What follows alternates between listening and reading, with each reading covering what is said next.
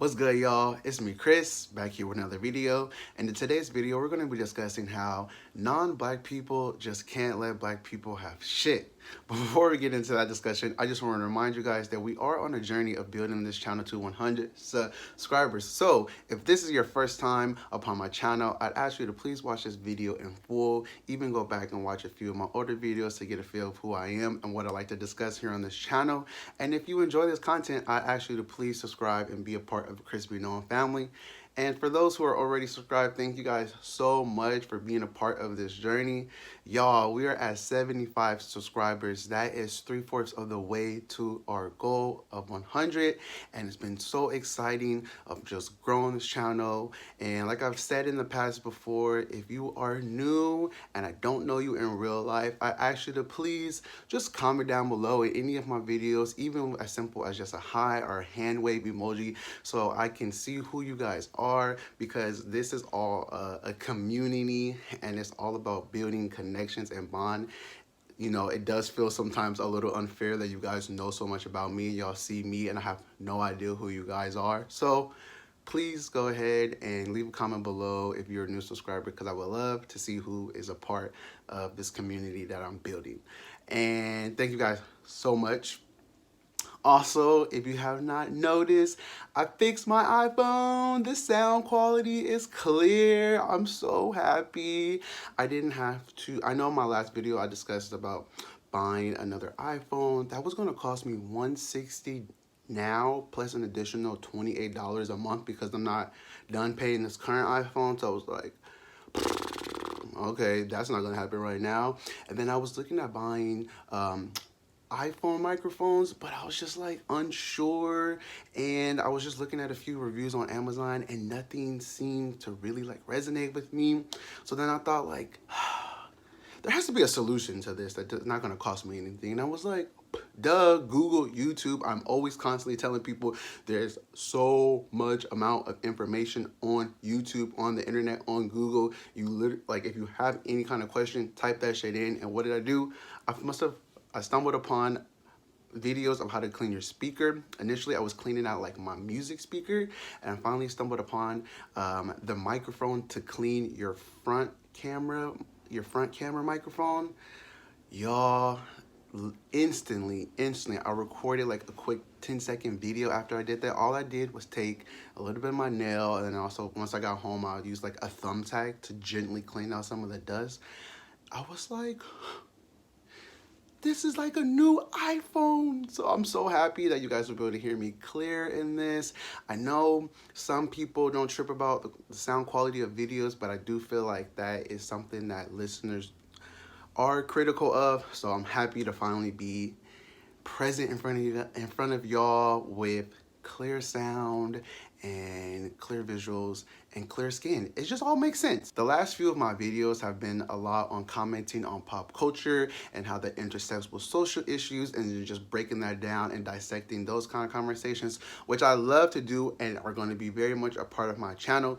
But if you've ever seen my very first video, in that video I state that I wanted to be able to create a community and a network where black people could share their grievances and experiences, because it sometimes can be very traumatic being a black person on this planet, period, but especially in America. So today's video is going to be kind of like a story time of where I'm going to be sharing with you guys, with y'all. I'm really trying hard of not referring to everyone as you guys and y'all, and it is so hard. So if you hear me saying you guys, like, maybe even leave in a comment of like y'all, because I want to include everyone and anyone in between when I'm speaking. So in this story time, I want to share with y'all a personal experience that happened to me recently, and how that when black people speak on things that are specific to us, we somehow have to always group in other people, or if us talking about blackness is somehow excludes everyone else. So let's get into it. So I haven't really shared too much personal stuff when it comes to dating here on this channel. I just don't find like a lot of my experiences video worthy. But recently, I have been seeing someone for the past 4 weeks now. And this past Friday, I was kicking it at their place, just chilling in their bed. They were looking for an item that they were going to show me, so they took out a plastic bin from their shelves. Let me give you a little bit of context. This man is Latinx man, specifically Mexican. And as he was pulling out his plastic bin of items, I saw him pull out a fanny pack of pineapples on it, and I said, "Wow, this is so cute." And he was like, "Yeah, I got to wear it to Coachella," and I was like, "Oh, cool. You went to Coachella?" He was like, "Yeah, I got this. I got to do a lot of really cool things, including seeing Kanye West at Sunday service." And I just rolled my eyes and I said, I hate Kanye West. But this fanny pack is cute though. And he's like, "I don't understand why a lot of people don't like Kanye West. Like, explain to me." So I explained to him my disdain for Kanye West and how much coonery he does and how much sidestepping he does for white people. And he didn't really have any arguments with that. And I can't remember how the conversation transitioned to capitalism, but essentially we started talking about how like how billionaires shouldn't exist and how much wealth is hoarded at the top, and how like Black Americans, specifically descendants of chattel slavery in America, are owed reparations. And this just got him into such a little tailspin, y'all. So he was saying that like, I'm not 100% unsure. I'm 100% unsure with this notion that like I can't, me working hard, and that I wouldn't be able to be owed what I was due, like for working hard and climbing up whatever corporate level ladder there is. And I said, I'm not opposed to people making different levels of money. I'm not opposed to even like millionaires existing, but like, it's so blatant that for billionaires to exist, it comes at the exploitation of people, meaning that people are going to be starved out. There's poor people. Homelessness is happens when billionaires exist. The bottom gets nothing because all of it is hoarded and kept into the top 1% of society. So he said, well, then I don't understand why we just don't have like systems in place to take care of homelessness and poverty and poor people. And I said, well, like, why can't we? He said, why can't we have universal health care and free child care and almost free education? Like, what does someone's wealth have to do with like all the systems? I'm like, it's all connected. Like, you need all those monies to create all those resources around, right? And the white people in this country who are descendants of white slave masters, right? Their wealth was built on the backs of Black people. So they are owed this money. Like, here, Black Americans are in our current society sitting at the bottom because the amount of wealth, the amount of labor that we put in for white people for free, right? For free. And he said, well, I just think like giving people money would enable them. He said, I just think giving people money what would that do to them? Like, how would that better their lives? And this is my opinion. I've seen this come up in conversation of just like, well, what if we get reparations? Like, what are we as Black people going to do with it? I honestly don't think it's anyone's business what I choose to do with money that's owed to me. Like, we're not talking about money that's specifically meant to like build and organize and construct. Like, it's just money due to me based off of principle. So to me, that side of the conversation has always felt kind of like entitled or a little like judgy, slightly even critical of how someone else chooses to spend money that's owed to them. Like, that's really weird to me. So I never have agreed with that part of the conversation. So I was able to debunk that to him, and he was, stating like, well, what about the migrant workers that came here, like, that are owed money from the 1900s? And what about like the Chinese that help build this country? And I said, like, me talking about reparations for Black Americans, descendants of chattel slavery, it's not to take away from anyone else's money and anyone else's dues, right? Like, he was saying, well, I don't understand how you can have this conversation without including those people. I'm like, because what the money and the amount that I'm talking about is very specific to chattel slavery. We're talking about the amount of labor. We're talking the amount of wealth that was built. We're talking about for the amount of time that it continued on, right? Like, it's a very specific amount that's owed to us, or not even necessarily amount, but just a specific, like, it's just different. It's just different from reparations that would be due to migrant workers. And he was comparing it to, he even threw out the comparison, like, like Mexican migrant workers come over here to America, and they're old, they have a certain contract, and then they have children, and then their children have children, so now they have grandchildren, and they aren't due anything, they aren't owed anything, they aren't given anything. And I was like, I think what factors that you're really missing is that someone came over here with the understanding that they were going to be getting something, and they also came over here by choice, right? Like, Africans didn't choose to come over here, and they weren't under the circumstances of any type of contract that they would be gaining anything. They were forcefully taken from their homes and then forced to practice some other kind of religion, some other type of language, stripped of all their humanity and culture for the gains of white people. Like, it's very different, and don't get the two confused.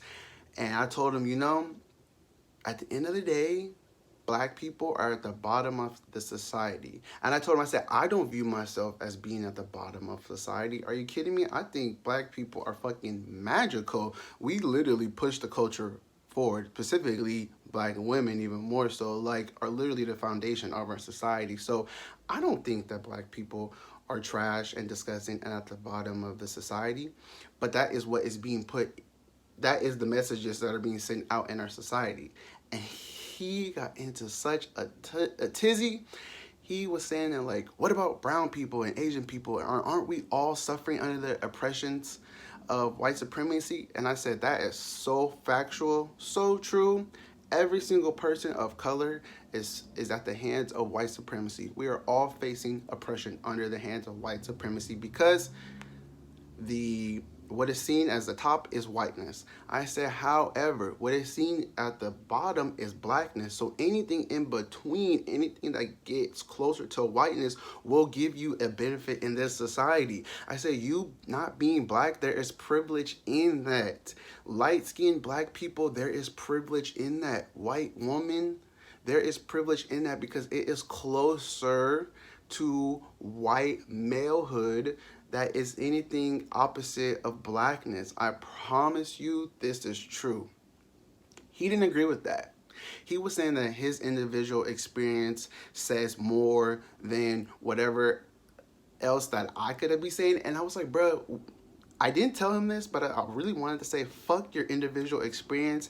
I'm so sorry that you are facing oppression, that you have been marginalized, that you have been displaced, that you have suffered some things under the hands of white supremacy, because we all fucking are facing oppression at the hands of white supremacy. But I said that does not take away anything of what I'm saying in regards of collectives. I was like, the information is readily available. There are plenty of people who have talked about this and discussed this to show that the Black people are at the bottom of society. Period. So during this conversation, this is all happening in his room. He told me he had to write his paper, that he had to go, and that I was flip-flopping on this conversation, and that I couldn't decide of whether or not I was talking about how Black people are owed reparations through value or time. And I said, bro, it's a combination of it all. Like, I think you want me to pick a different reasoning, and that's not the case. And I just want to say, during this whole entire conversation, I was calm. I thought we were just discussing it. I don't have a problem. Sometimes I do have time to talk to a non-black person about the shit that black people have to constantly face. It's not always on the labor of a black person to do so, but if you are in the right mind space and if you feel comfortable, go ahead. If not, you don't have to entertain no conversation. You do not have to entertain being gaslit. You do not have to entertain somebody telling you that you need to prove with what you're saying, and that knowing that you've done the research yourself and the information is readily available, get the fuck out of here. So he then continued to essentially kick me out and said that he needed to go, and I was just running circles in this conversation. I'm like, I told him, I said, I can do a little bit more research on the Mexican migrant workers, but I don't think me doing the research would still discredit what I'm saying about reparations, what I'm saying about capitalism, what I'm saying about black people being at the bottom of society. I said the information is readily available. I've seen plenty of videos. I've read articles. He told me, show me the facts. Don't show me any blog posts. It's like, wow, you're really insulting my intelligence that you think that I would just have come to this conclusion based off of a blog post, based off of something that I had like just casually seen on the internet. He and I have been talking for like a month, and he insulted my intelligence by telling me that like whatever you saw on a blog post isn't valid. And I just want to say, I've had this conversation with other people before, discrediting the things that I consume on YouTube. Let me tell you, I have learned so much from YouTube. Don't let no one shame you in where you consume your information. Now, you just need to make sure that you research and make sure that that there's validity into what you are consuming, and consume responsibly. Never believe anything that you're saying at face value. For sure, do your own research, do your own homework. Even things that I say, research that shit. It's out there. The information is readily available for you. But don't ever have anybody discredit you for the medium in which you consume information to be true, whether that's podcasts, YouTube videos, listening to like TED Talks, seminars. Because at the end of the day, the mainstream media ain't gonna tell you the truth. They ain't gonna sit here and tell you what it really is. You've seen what they've been doing with that Amber Geiger, both in Gene shit, the way they've been weaponizing black forgiveness, and they've been weaponized. I just saw a video today. Check out my Twitter. I just retweeted a video how they interviewed a black woman juror on the case, and essentially this black woman again was coddling this white woman. I promise you, they do this shit intentionally. There is a very specific way they would like for black people to socialize. And the shit is twisted. So don't expect me to listen to Channel 2 News expecting to get no real factual shit, no real information. No, you're going to have to go beyond what the mainstream tells you. So don't ever let anybody tell you differently that what the type of the medium in which you choose to get your news is invalid. As long as you do your own research, as long as you make sure that the shit you consume has validity to it and you consume it responsibly, fuck that dude. Fuck that dude for not believing in what I'm saying, and for him needing to like group us all together. I tell you, non-black people do this all the time. Anytime we talk about our oppressions, anytime we talk about our struggles, anytime we talk about the great things that black people are specifically doing, it's always like, well, what about us? That's a conversation that was around Black Panther. Gina Rodriguez constantly was like, well, what about the Latinx superhero? And it's like, if you got your own problems, you got your own platform, you got your own Instagram, your own social medias, whatever way you can speak up yourself. I will never hop in the way of an Asian person, a Latinx person, a Middle Eastern person, talking about things that oppress their community specifically. Because at the end of the day, we're different. We're different, and there's nothing wrong with that. Yes, at times, there's going to be similarities where we all are facing oppression and at the hands of white supremacy the same? Yes, there is. There's lots of conversations where you see black and brown together. But there's sometimes where it's a brown problem and there's sometimes where it's a black problem. And that's okay. We can have our own struggles because at the end of the day, we're different. We're different. There are things that are facing black Canadians that are facing black Americans differently. There just are. There just is. I promise you, it's not going to take anything away from you talking about your oppressions and your struggles if you let there be room for other people to talk about theirs. I promise you. Me talking about homophobia and then letting a trans person talk about transphobia doesn't invalidate anything that either of us are saying. It just makes room for all of us to talk about specific issues that are directed towards our own identity. I promise you.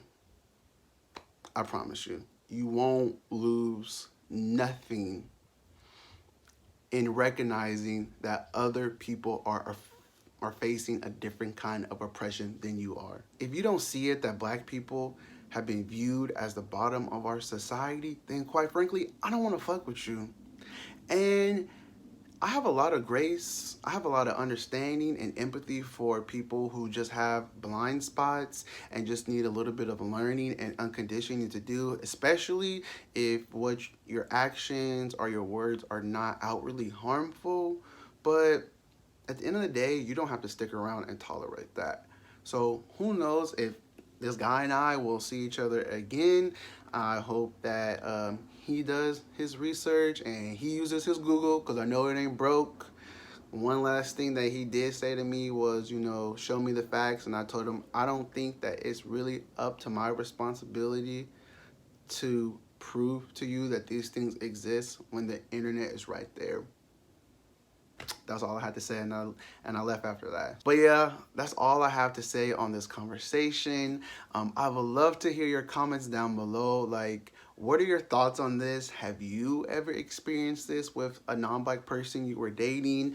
Do you talk to non-black people about black issues?